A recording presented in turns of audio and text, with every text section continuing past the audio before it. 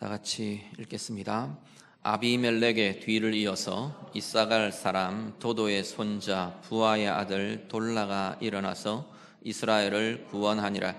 그가 에브라임 산지 3일에 거주하면서 이스라엘의 사사가 된 지 23년 만에 죽음에 3일에 장사되었더라. 그 후에 길르앗 사람 야일이 일어나서 22년 동안 이스라엘의 사사가 되니라. 그에게 아들 30명이 있어 어린 나귀 30을 탔고 성읍 30을 가졌는데 그 성읍들은 길르앗 땅에 있고 오늘까지 하봇 야일이라 부르더라. 야일이 죽음에 가몬에 장사되었더라. 아멘. 스스로 왕이 되었던 아비멜렉이 죽고 아비멜렉이 몰락하고 오늘 본문에는 보면 보통 우리가 소사사들 이렇게 부르는 두 사사의 이야기가 이어집니다. 막 이렇게 급박한 상황들이 전개되는 앞뒤의 시대적인 흐름들을 고려한다면 흐름상 좀 숨고르기 같은 그런 시기가 오늘 본문의 시기에 진행이 되는 걸 보게 됩니다. 오늘 본문의 1절, 2절은 돌라라는 사도의 행적 이야기가 이어지고요. 3절부터 5절은 야일이라는 사사의 행적과 생애에 대한 이야기가 이어집니다. 먼저 이 사사 돌라의 이야기를 보면 돌라의 행적의 출발은 어디서부터 시작이 되느냐 하면 아비멜렉의 시대로부터 시작됩니다. 1절에 보시면 서두가 아비멜렉의 뒤를 이어서 이사갈 사람 도도의 손자 부하의 아들 돌라가 일어났다. 그렇게 지금 본문이 이어지는데요. 아비멜렉의 뒤를 이었다는 건 아비멜렉이 했던 일들, 그 행적들, 그걸 이어갔다.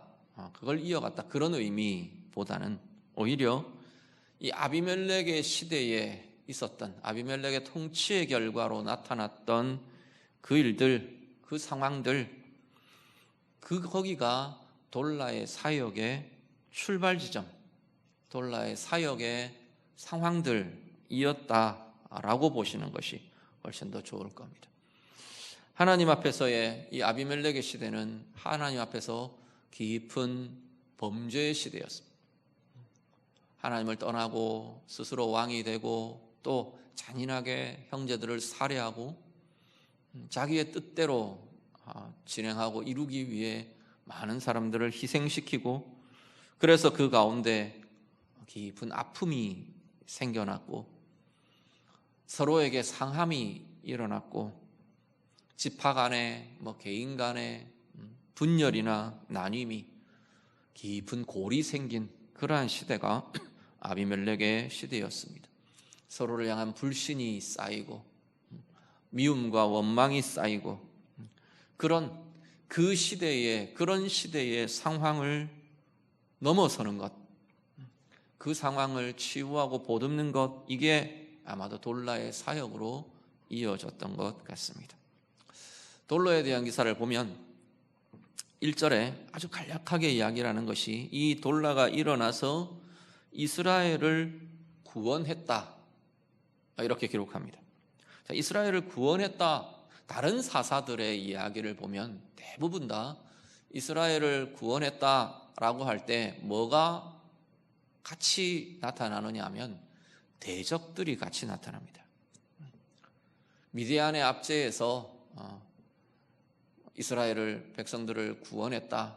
블레셋이 이렇게 압제하고 그 고통 속에 있었는데 하나님께서 사사를 부르셔서 세우셔서 이스라엘을 구원하셨다. 이렇게 싸움의 대상이 되는 대적이 대부분 다 등장합니다.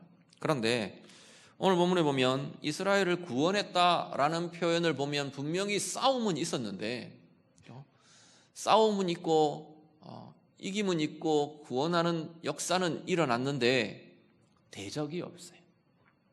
그 싸움에 대적이 없는 싸움, 그게 지금 돌라가 행한 사역의 모습들로 표현이 됩니다.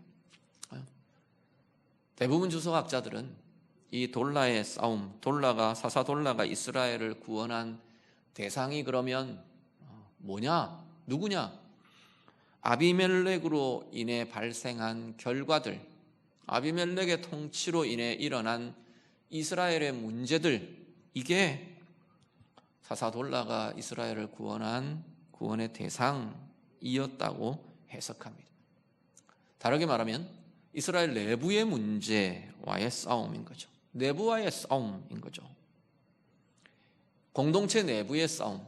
아까 말씀드린 것처럼 그 속에 막 상하고 깨지고 불신하고 막 돌아서 있고 깊은 골이 패이고 분열이 있고 이런 문제들, 이게 지금 돌라가 싸매고 싸워내어야 할, 다르게 보면 이스라엘이, 그 다음 시대의 이스라엘이 다루어내고 싸워야 했던 문제들이었다라고 볼 수 있는 거죠. 우리의 영적인 싸움의 가장 중요한 전장은 사실 우리의 내면입니다. 외부와의 싸움, 외부와의 싸움도 있죠. 하나님을 대적하는 세력과의 싸움도 있고, 문화와의 싸움도 있고, 또 우리 앞에 나타나는 어려운 환경과 상황들과의 싸움도 있고, 그런데 그 싸움이 결국은 내면의 싸움으로 나타나는 거죠. 빌립보서 1장에 보면 27절 이후에 쭉 이어지는 내용을 보면 사도 바울이 빌립보 교회에 이야기를 하면서 뭐 이야기를 하느냐면 자신의 핍박과 박해와의 싸움에 대한 이야기를 합니다.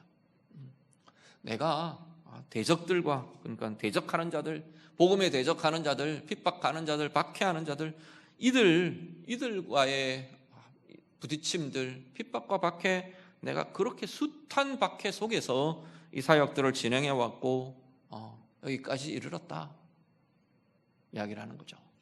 빌립보서도 옥중서신 중에 하나잖아요.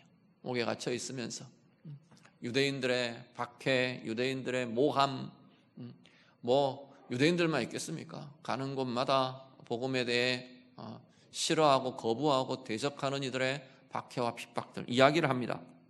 그러면서 30절에 가면 어떤 이야기를 하냐면 너희에게도 그와 같은 싸움이 있다. 너희는 빌립보 교회이죠. 빌립보 교회 성도들을 향해 이야기합니다. 너희에게도 그와 같은 싸움이 있다. 그와 같은 싸움은 핍박과 박해와의 싸움이죠.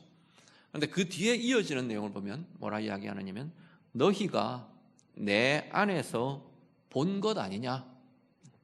그 핍박과 박해의 싸움, 그것 내 안에서 싸우고 있는 그걸 너희들이 보지 않았냐. 또 하나, 이제도 내 안에서 듣는 바니라. 이제도 내 안에 그 싸움이 있는 것을 너희가 듣고 있지 않냐. 사도 바울이 지금 그 이야기를 합니다. 지금 이 표현은 물론 그냥 너희가 받고 있는 박해와의 싸움, 너희가 행하고 있는 그것 오늘 나도 하지 않았냐? 내가 했던 건 니네들이 알지 않냐?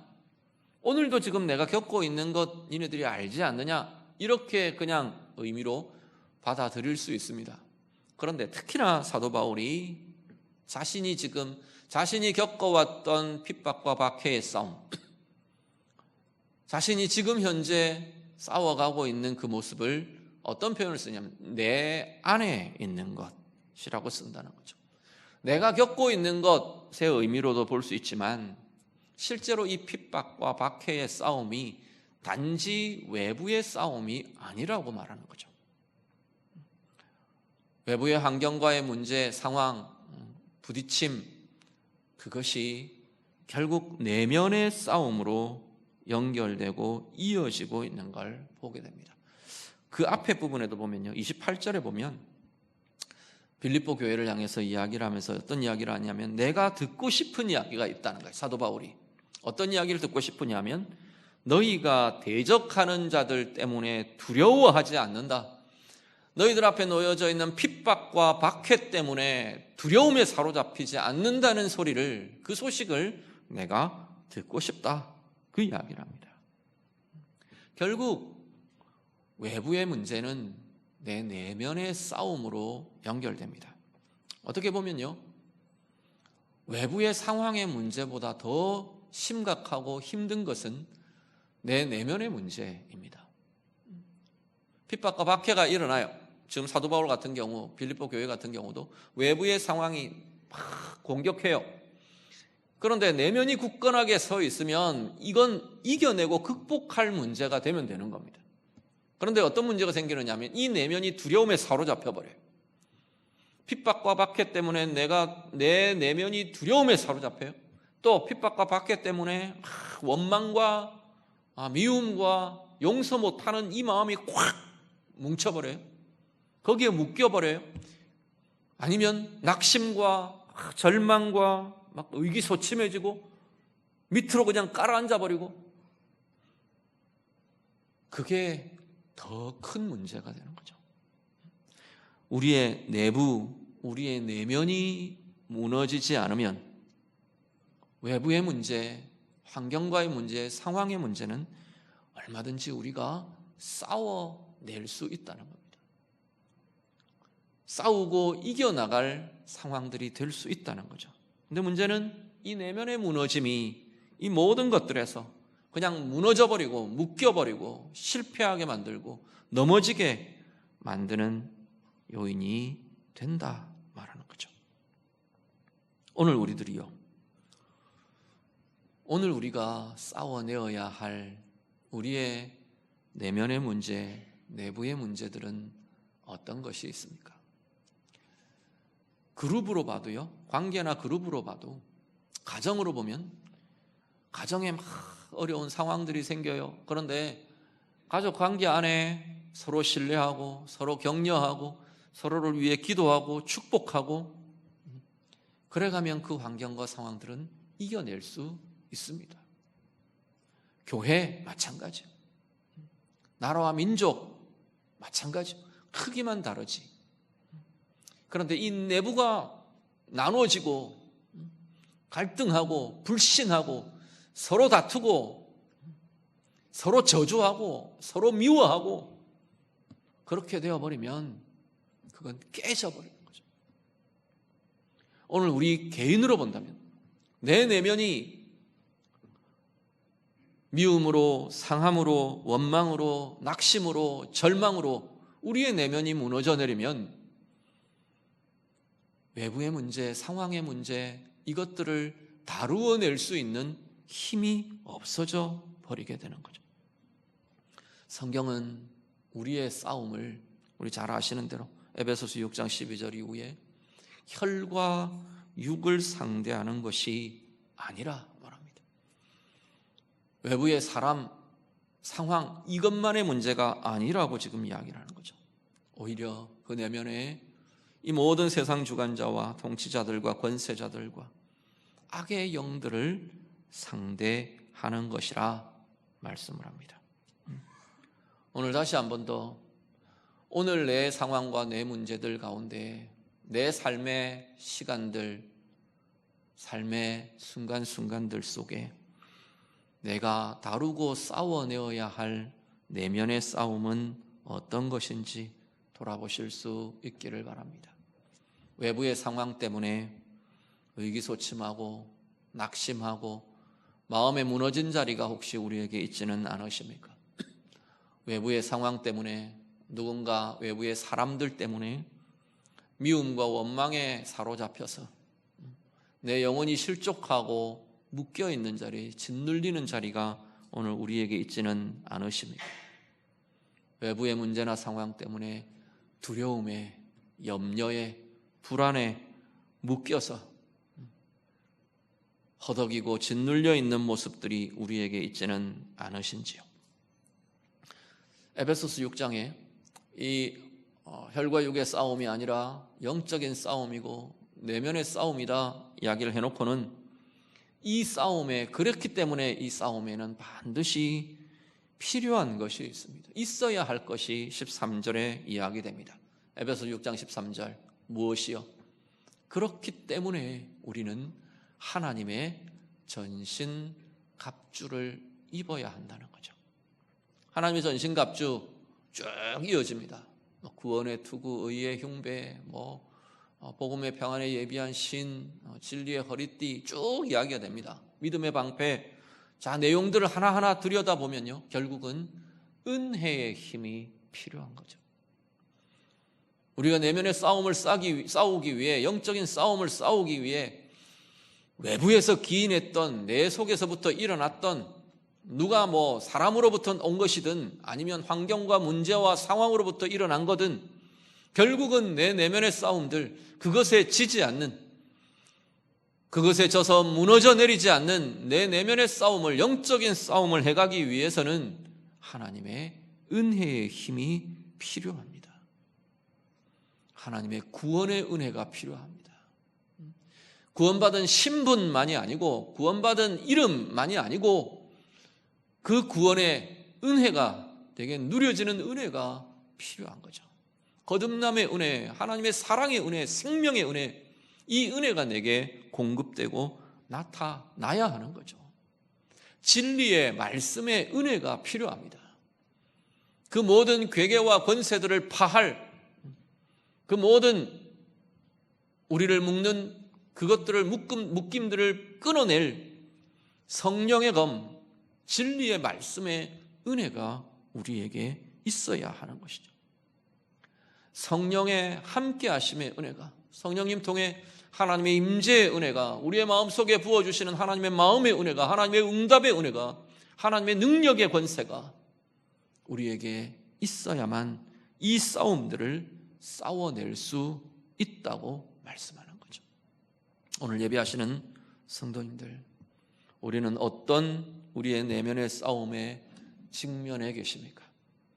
크고 작은 문제들, 또 깊고 얕은 문제들, 다양한 수준과 상황은 있겠지만 우리는 이 내면의 싸움을 회피할 수 없는 존재들입니다.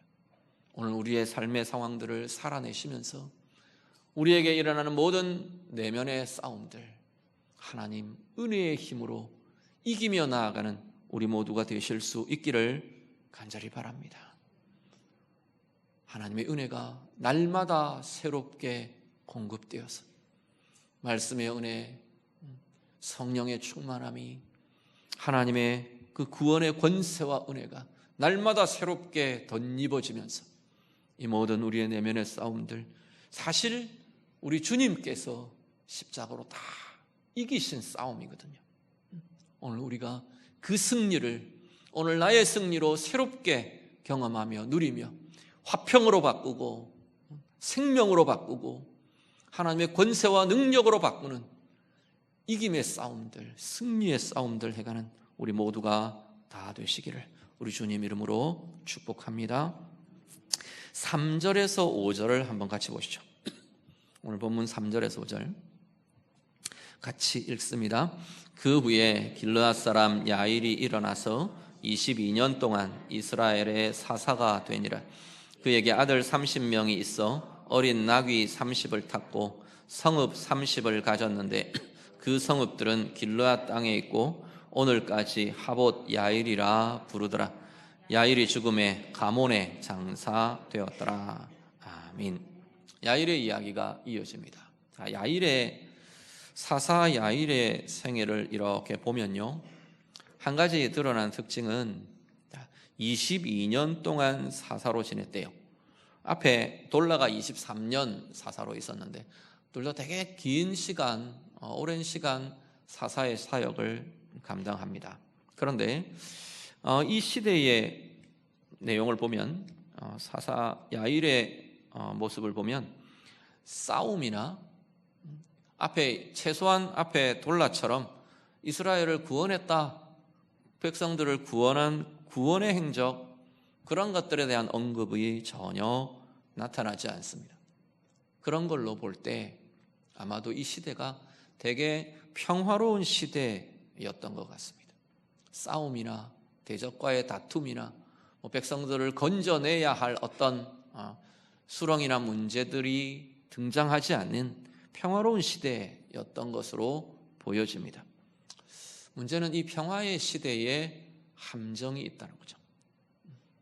평화의 시대에 우리가 주의해야 할 게 있는데 결국은 그 평화가 우리를 하나님으로부터 멀어지게 하는 것, 우리가 주의하며 깨어 있어야 한다는 거죠.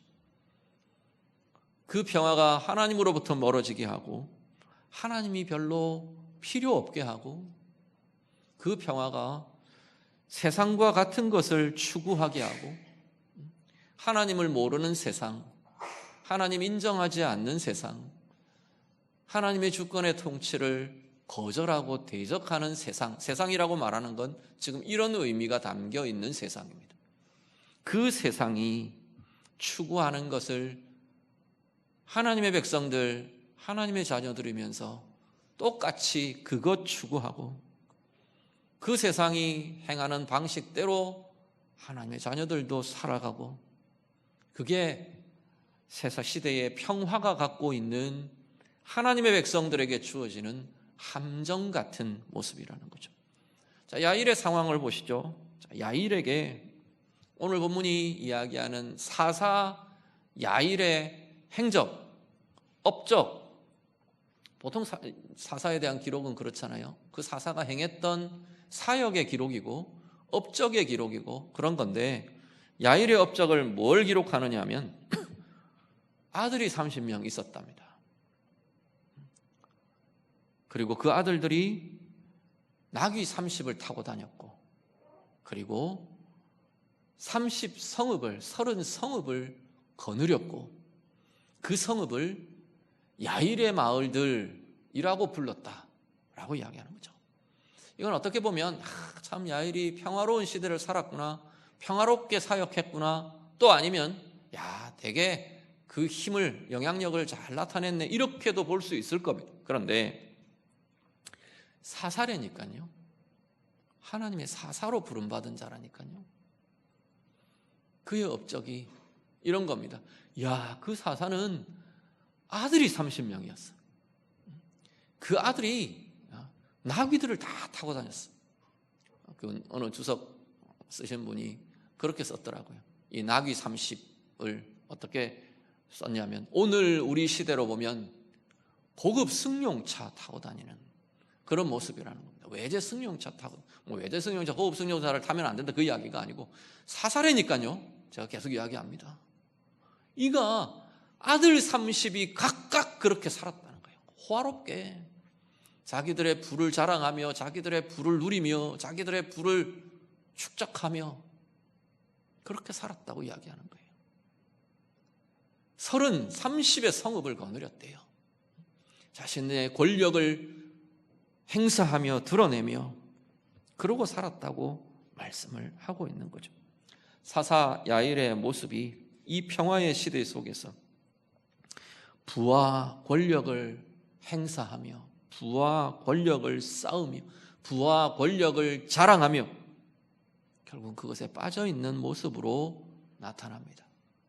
하나님의 선한 일들, 선한 역사들의 행적들은 하나도 없고 결국 이것만이 사사의 유일한 행적으로 소개되어야 되는 모습이 이 시대, 평화의 시대 사사라는 야일의 모습이었다고 말씀하고 있는 거죠. 에베소서 2장 1절에서 3절로 가면 사도 바울이 우리가 하나님을 모르던 때의 이야기, 모르던 때의 모습, 예수님이 우리의 구주가 되기 이전의 모습을 뭐라고 설명하느냐면 이 세상 풍조를 따라갔던 삶이었다 그렇게 씁니다. 이 세상 풍조를 세상의 흐름을 따라 사는 것, 그 이야기인 거죠. 시대의 흐름을 쫓아 사는 것. 그런데 그것과 같이 쭉 같은 의미로 나열하고 있는 표현들이 쭉 3절까지 이어지는데 어떤 표현들과 이 세상 풍조를 따라가는 것을 같은 의미로 쓰느냐면 허물과 죄로 죽어있는 모습, 이 세상 풍조를 따라가는 삶. 이어지는 것은요, 공중의 권세 잡은 자를 따라가는 모습, 불순종의 아들로 사는 것, 불순종의 영의 역사를 쫓아가는 삶, 우리 육체의 욕심을 따라가는 삶, 육체와 마음에 원하는 것을 행하며 사는 삶, 결국 본질상 진노의 자녀로 사는 삶, 이게 같은 의미로 쭉 나열됩니다. 하나님을 모르는 세상의 흐름을 따라 하나님의 통치를 거절하는 세상의 풍조를 쫓아가는 삶, 하나님의 의를 거절하는, 하나님을 인정하지 않는 그 세상의 흐름을 따라 살아가는 삶은 결국은 육체의 욕심을 따라가는 삶이 되고 허물과 죄로 죽어있는 자의 모습이 되고 불순종의 영을 따라 사는 것이 된다고 말씀을 하고 있는 거죠. 오늘 우리의 모습들 다시금 돌아보실 수 있기를 바랍니다. 우리에게 주어진 평화의 시간이 우리를 나태해지고 우리를 약해지게 하고 있지는 않습니까? 특히나 우리의 영혼의 모습들이요, 평화의 상황, 평화의 시대라서 우리의 영이 잠들어 있고 우리의 영이 퇴보하고 있고 우리의 영이 약해지고 있는 건 아닌지, 우리의 영혼이 하나님과 멀어지고 있는 것은 아닌가 돌아보실 수 있기를 바랍니다. 오늘 나는 무엇을 추구하며 사십니까? 내가 추구하는 것, 내가 바라는 것, 내가 자랑하는 것, 하나님 모르는 세상의 그것들과는 다르고 구별되는 건가요? 하나님 인정하지 않는 세상의 풍조, 세상이 추구하는 것 나도 똑같이 추구하고, 세상이 좋아하고 바라는 것 나도 그것 사모하고 바라고, 세상이 자랑하는 것 나도 그것 자랑하고, 그게 없으면 위축되고 우리의 자존심과 자존감이 무너져 내리고, 오늘 우리의 모습들 그런 것은 아닌지 돌아보실 수 있기를 바랍니다. 세상이 부와 힘을 쫓아가기에 나도 그 부와 힘이 우리의 자랑이 되고 내 인생에 추구하는 방향이 되고, 혹시 그게 우리의 현 주소는 아닌가 돌아보실 수 있기를 바랍니다. 정말로 하나님이 기뻐하시는 것이 무엇인지, 정말로 하나님이 옳다고 여기시고 하나님이 자랑하실 것들이 어떤 것인지, 오늘 우리는 정말 그것 고민할 줄 알고, 그것 바랄 줄 알고, 그것 소망하고 사모하는 마음이 우리에게 정말로 있는 것인가요? 오늘 우리의 모습들이 하나님과 함께함이 정말 우리의 참된 기쁨과 행복이 되실 수 있기를 간절히 바랍니다. 우리 하나님이 옳게 여기시고 선하게 여기시는 그 하나님의 선을 이루어가는 것, 그게 우리가 살아가는 내 인생의 방향이 될 수 있기를 간절히 바랍니다. 하나님이 부르시며 우리를 쓰시기를 원하시는 하나님의 부르심, 그것이 오늘 내가 살아가는 내 인생의 목표, 지향점이 될 수 있는 진정한 은혜의 길, 참된 복의 길로 나아가는 우리 모두가 다 되시기를 우리 주님 이름으로 축복합니다. 같이 기도하겠습니다. 말씀으로 같이 기도합니다. 오늘 내가 싸워내야 할 내 내면의 싸움, 내 내부의 싸움, 내 영적인 싸움의 모습은, 상황은 어떤 것인가 주님 앞에 좀 내어드리며 같이 기도하실 수 있기를 바랍니다. 하나님, 이런 상황이 있습니다 뿐만 아니라 그 상황 때문에 내 속에 일어나는 불안과 두려움과 묶임과 미움과 원망과 낙심과 무너짐과 이것들 하나님 앞에 좀 내어드리며, 하나님 정말 내가 하나님 이 자리를 싸워내는 영적인 싸움, 내면의 싸움 지지 않고 이기는 싸움 하게 해 주십시오. 우리 같이 기도하시기를 바랍니다. 하나님, 그걸 싸우려니, 내가 무너지지 않고 낙심하지 않으려니 하나님 공급하시는 은혜의 힘이 필요합니다. 좀 우리 구하고 기도하시기를 바랍니다.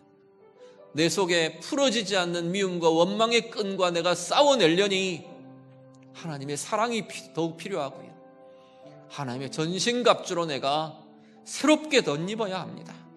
하나님 앞에 좀 우리 같이 기도하실 수 있기를 바랍니다. 날마다 하나님의 구원의 은혜가 새롭도록, 날마다 그 하나님의 사랑의 부요함이 충만하도록, 날마다 진리의 말씀의 은혜와 권세가 날마다 내 안에 새롭게 채워지도록, 주의 성령으로 충만케 되는 힘이 내 안에 날마다 부요하도록 좀 구하며 같이 기도하실 수 있기를 바라고요. 오늘 내게 주어진 평화의 시간들, 그것이 나를 나태하게 하고 내가 영적으로 잠들게 하고 하나님으로부터 멀어지게 하고 있지는 않은지 우리 좀 돌아보며 기도하실 수 있기를 바랍니다. 내가 추구하는 것, 내가 바라는 것, 내가 자랑하는 것, 내가 살아낼 인생의 방법들, 하나님 모르는 세상의 풍조와는 다른 길 갈 수 있도록 구별된 하나님의 선을 이루어가는 자, 하나님의 비전을 이루어가는 자 되게 하나님 도와주십시오. 같이 기도하겠습니다. 기도드립니다. 하나님 아버지, 오늘 우리의 인생과 우리의 삶의